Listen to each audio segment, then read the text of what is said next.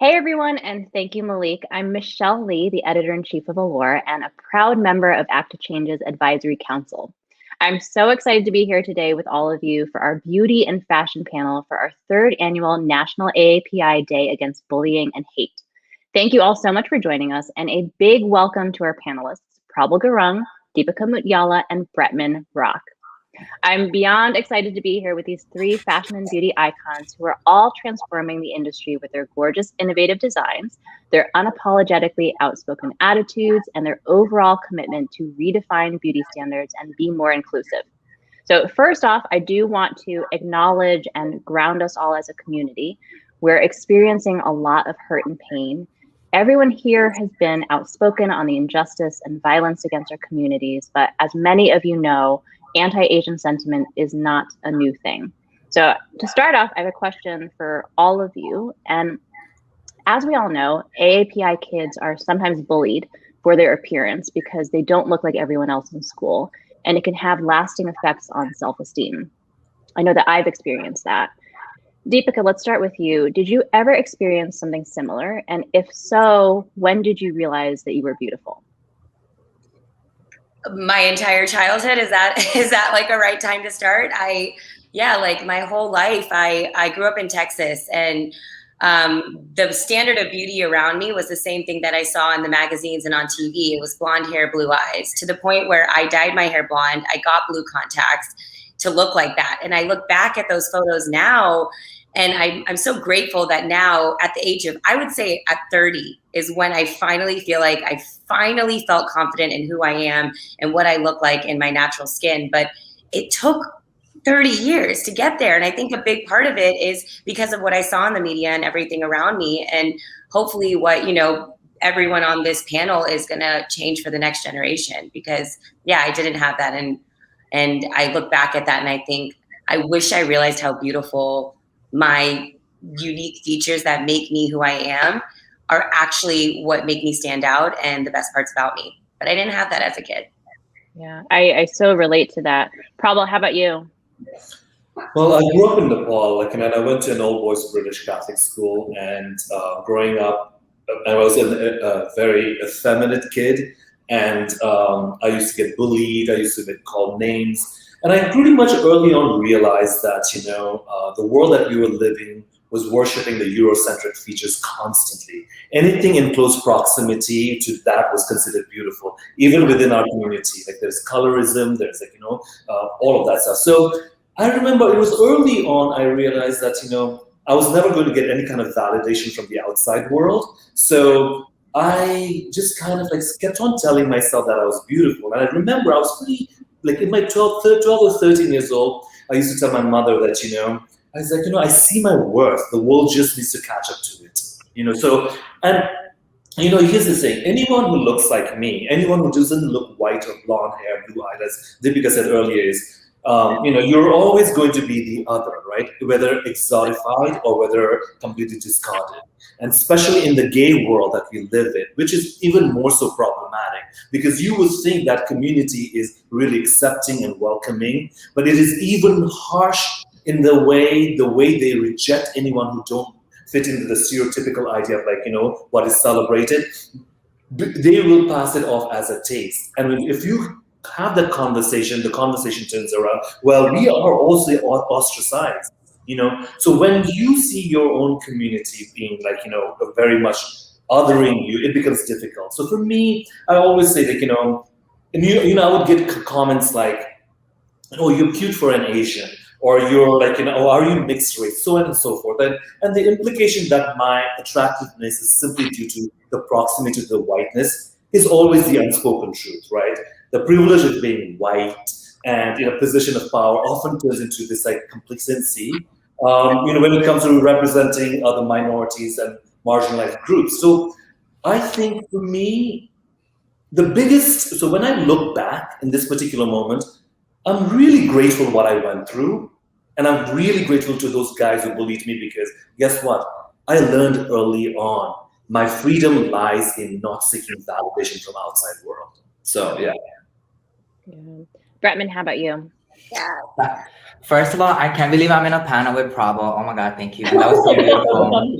That was so beautiful. So thank you for that. For me, fortunately, I grew up in an island. I live in Hawaii, and a lot of everyone here kind of is Asian and Pacific Islanders. And so, to be honest with you, a lot of people when I moved to America look like me because in Hawaii there's so many Asian people.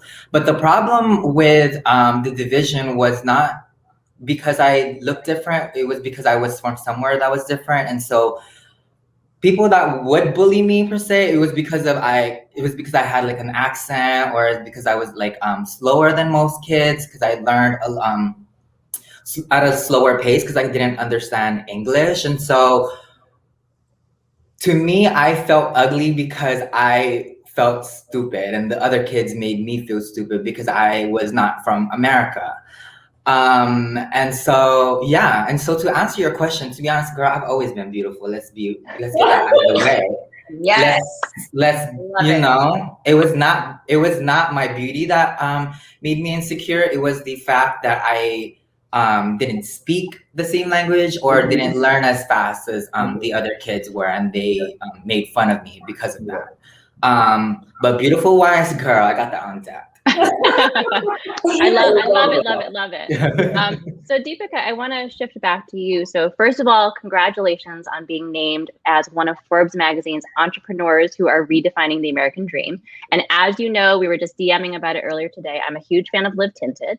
But what has it meant to you that you're successfully creating these products and ultimately creating avenues and options for people who haven't necessarily found makeup that's meant for them before and for their own skin color? It means everything. I think that what Prabal said, one thing that I absolutely relate to is the idea of I am grateful that I went through that, because it's motivated me and fueled me with my own brand to make a change in the world. And, you know, to me, in a very saturated beauty market, as we all know, the products to me are a vehicle for the message. It's a feeling that people have when they hold this product, that they know they're a part of a community that wants to change colors and that wants to change racism and make it so the beauty world is way more truly, genuinely, and non-performatively inclusive. And that is what I think is so important that the world sees. And I go back to the little Deepica who hid from the sun her whole life. I have active memories of hiding under an umbrella because I didn't want to get a shade darker. I knew if I went home, my mother would cry. She literally cried when I came home and I was darker, because that wasn't considered beautiful. And I fundamentally believe that that kind of mindset can change with this generation if we all do our part to change it. So with me, with Live Tinted, every campaign, any chance that we can, not just at the product level, not just at the campaign level, but at the board level, the investor level, show true representation across different people is just so important to me. And it feels amazing. So, you know, those kinds of like those Forbes headlines and stuff, what that really does to me is it, I hope, motivates other South Asian girls growing up today to say, this girl from Texas who parents wanted her to go be a doctor broke out of that mold and just did it. I had no contacts, no connections, and I went for it, and I am doing it. And I finally feel proud in saying that, and without feeling, you know, like I've also been taught to be more shy about my accolades. And now I'm like, you know what, Deepica, you're doing it. And because of you, hopefully other people feel like they can too. So. Yes, no, be proud of it. And I love that message, because as someone who works in beauty and fashion, I think that a lot of times we're sort of seen as working in something that seems frivolous, but actually I'm a huge believer that beauty and fashion can have such a strong cultural message too. So I love hearing that. Okay, Prabal. Yes. Your designs have been worn on countless Met Galas, award ceremonies, magazine covers. You're a favorite of some of our favorite celebrities and world leaders. Who were some of the role models that you had, though, growing up, or some of the mentors that you had in your career that showed you that you could be successful in fashion? And then part two of this also is, and how does it feel now? Like, what is it like that you're a role model to so many AAPI youth? First of all, you know, the fact that you even said I'm a role model to AAPI, you don't even think about it. I don't really think about it. I just know that, you know, what I need to do it with intention and the awareness of responsibility, that the success and the privilege, the spotlight that I have, it is just not for me. So I operate with that, right? The rest of it is just, I'm not more than I do besides that. In terms of role modeling, and perhaps the fact that I come from a single mother who raised me and my siblings, surrounding us with like strong female role models, right? I saw pretty early on the power of women. I would say the power of dressing up, the power of choices. That's what I think it was, you know. I always look back at my career and everything that has happened to me. It's because of really women who saw me early on. Even when I used to get bullied, it was the girls who used to kind of save me, you know. So I would say, for me, my mother, my sister, you know, Vice President, our first female Vice President, Kamala Harris, Michelle Obama, Oprah Winfrey, all these women have, you know, who've believed in my designs and have worn them. They've given me a platform and, you know, to increase my visibility. And so I look back at it. So one thing that I have in common, and including you, Michelle and Deepica, like, you know, the courage to, and, you know, and Brett, also all of you, like, the courage to be yourself. The courage to be your unapologetic self and show up in your full glory, however that is for you. You know, that is what excites me. I always say, you know, people have always asked, what turns you on? I always say it's the courage and, you know, integrity. So that's what I would say, yeah. That's amazing. Well, it's a great segue into my question for Bretman also about being unapologetically yourself. Bretman, you certainly have shattered cultural expectations of what it means to wear makeup, to dress how you want to dress. Where did this confidence come from in you? And what advice would you have for our young audience members who maybe feel like they're not allowed to express their true selves? I think my powers definitely came from my grandma, and I don't want to copy Mr. Prabal's answer, but women definitely gave me the superpowers that I have today. The first time I ever wore makeup I was literally just watching my grandma put on makeup. I would always watch my grandma put on makeup for church at her fainting chair, and I would just like sit there and I would watch her put on makeup for like hours. And I remember just like falling in love with women and vanity and everything that has to do with getting ready. Like I love I literally will get ready just to get ready. I don't even have anywhere to go. I just love like making myself look and feel pretty because that's just how I am. But my powers definitely came from my grandma. She has always told me that we would literally go to church. She would put blush on me, and girl, I would walk into church ready to pray to God on my knees. And I remembered like just one time, I still honestly don't remember what the pastor was talking about, because girl, who is paying attention at church? Not me. So I was over there at church, and I remembered her just like turning around to me, and she's like, Brett, like sometimes they're wrong, and you don't have to listen to him. And I was like, girl, I really was not listening already, so I don't know what he just said, but I know he was talking about like gays don't deserve rights or something like that. So yeah, it would have to be like my grandma. She just told me not to listen to anyone else but myself, and that's that. Do you have advice for anyone else out there who maybe isn't feeling so confident? I would say that what makes you weird is going to be your weapon. People don't realize that you need to foster what makes you you. We are programmed to be different from each other, and I don't know how in the evolution we just all wanted to look like one person, and no, that's not it. And I think like us humans, we're programmed to be individuals, you know? Yeah. And yeah, and I think once we all kind of like really take care of what makes us weird, I just think we all just become unstoppable. Because once I figured out that, girl, I'm such a weird ass person, no one's gonna understand me, no one's gonna get me, and honestly, like no one looks like me. So yeah, that's just what gets me about my day. It's just like I'm me as hell. Bravo. I love that so much.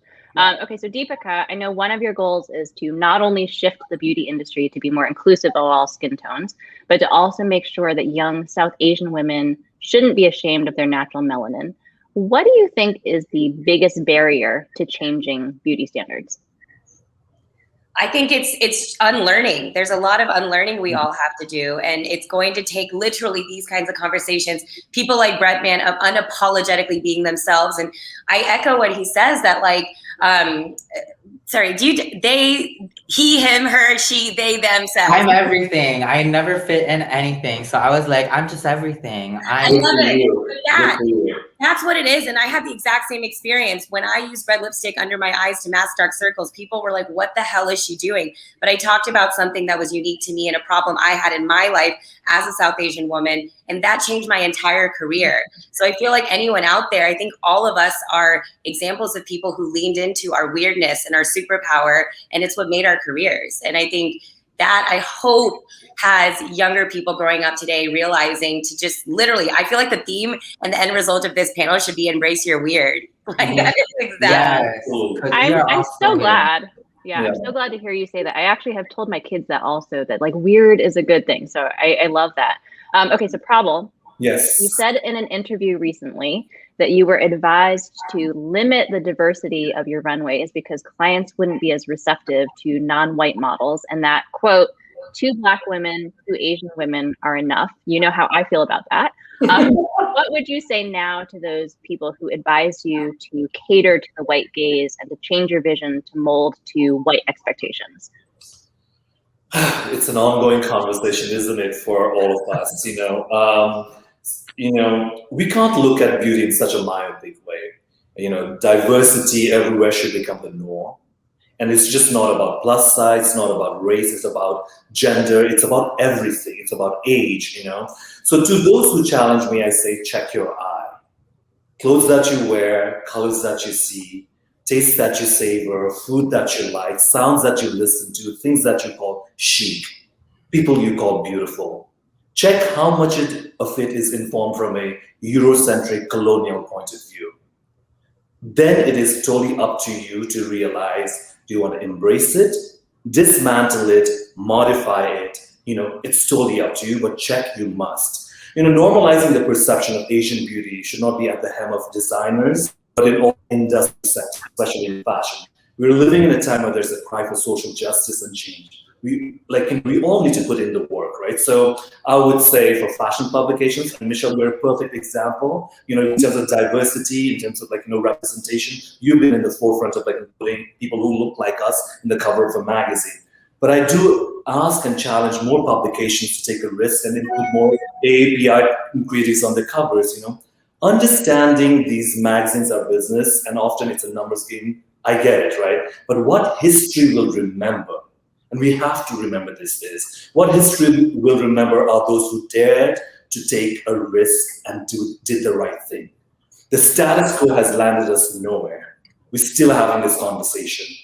And I feel like we're long, long overdue for a change. So we would need leaders like all of you, all 3 of you, having conversation in every age group, every sectors. And we all know that the change that we seek is perpetual. The road to that is perpetual, it's arduous, and it's a lifelong commitment. And that's what I think, would be it. I just have to say what I appreciate about both Prabal and Michelle with your platforms and what you guys can do is the lack of tokenism, because I think that has to change too. It can't just be about one face on the cover of a magazine, but when you open Allure, you're seeing constantly diversity, and that is Prabal's of shows. It's not just about that one token person. You're fighting to change that, and I think that needs to be the mindset. It can't just be your token of every race. You have to have genuine, true diversity. And it's, Michelle, just to go back to it, it's a reflection of your own personal life, right? My life is filled with people that are colorful, and Deepica, I've known you for such a long time now, and Bretman, just to see you, I just want you to know this, the freedom that you have of who you are. It is such a joy to watch, and I've known about you for a long time and followed you and everything. It is not just a treat to me. It reminds me of myself when I was your age, But more than anything else, it's so inspiring. Your existence is going to free someone who felt othered. So know that. So I'm very grateful that you exist. Me too. Yeah. Oh my God, stop. Probably don't even. It's too early. Oh my God, thank you guys. Thank you so much. And just to emphasize what Deepica was saying, thank you, Prabal, for putting people that look like me in your clothes. And thank you, Michelle, for putting people that look like me in your magazine. Yeah. And Deepica, you know how I feel about you, girl. I live for you. And I just love that I'm surrounded by people who not just talk the talk, but walk the walk. Period. You guys, I love all the mutual love. It's so nice. Okay, so Bretman, I have one other question for you. Yes. So growing up, there wasn't YouTube, Instagram, TikTok to show any of us. Girl, you are not that old. Well, no, we were sending carrier pigeons back in my day. But we didn't have all these social platforms to show us what a queer AAPI person could be like, let alone any sort of representation in the mainstream media of anyone who holds those intersecting identities. So social media, as we know, comes with so many positives because it has shown us so many different people. But how do you deal with the negatives? What's your philosophy on negative comments?